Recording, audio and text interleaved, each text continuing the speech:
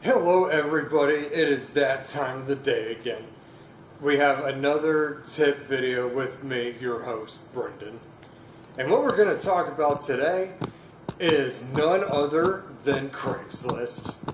Now what Craigslist is, it's an advertisement website where people can buy or sell things.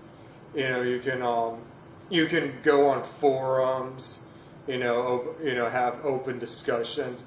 But typically, it's very popular for trading and selling your personal items that you don't want anymore.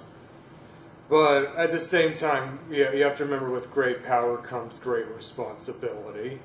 You got to think safe and use very, very sound judgment. So what I'll do is I'm going to give some examples of how people will handle these exchanges and some of the precautions that they look for. So consider the following. So let's say for this first example, we have Supergirl that is browsing Craigslist. She's looking at the sales section and she sees an ad that is offering to sell an iPhone 6. This grabs her attention, and then she sees the seller's contact information. The seller is Mr. Smiley Face, and once Supergirl contacts Smiley Face, they exchange some brief information, maybe their phone numbers, and then they agree to meet somewhere in public. Some of the recommended places to go to out in public would be McDonald's, Starbucks, or maybe on a college campus. Somewhere where you are surrounded by enough people that could witness what's going on. And also, please do this during daytime hours. Now, here's the next scenario. Let's say that the advertisement that Superwoman finds is something that cannot be carried by hand. It could be something like a big piece of furniture, a sofa, bed, an easy chair. So what that means is that she's going to have to go to Mr. Smiley Face's private residence. What Supergirl will need to do as safety is bring a buddy with her. So for example, she will bring Superman to tag along. He would also act as a witness to make sure that nothing too shady is going on. And it's like they say, safety in numbers. So now for the final part in the exchange. Usually the biggest concern is how the buyer is going to pay the seller.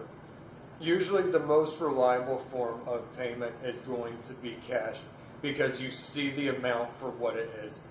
However, what you still want to pay attention to is how old the dollar bills are, especially if it's 20s, 50s, or $100 bills. You want to make sure that it's the most newest ones up to date because they have the holographic security images that prove that it's real. If the buyer's giving you really old bills, you would have to use a black pen to scratch and make sure that it's not counterfeit. You can accept a check, but do it at your own risk, because if the check bounces, you will be accountable for the penalty fee.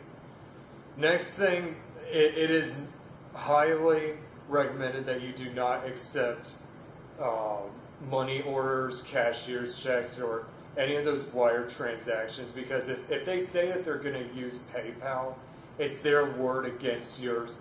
They may say they'll pay you at a certain time, but then they completely bail out on you. And then payments like Western Union they will usually think of some sort of scenario where they say, oh, okay, I've got this Western Union money order, I'm going to send it to you, it's going to have X amount of dollars on it, withdraw this amount, send the other amount back to me. I can tell you 100% of the time it is going to be a scam.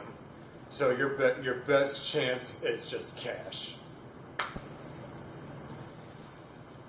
And that just about concludes our discussion with Craigslist. Like I've already said before, it has it has very great potential if it's used in the right manner. But it's like Spider-Man always teaches us, with great power comes great responsibility. This is Brendan Savage signing.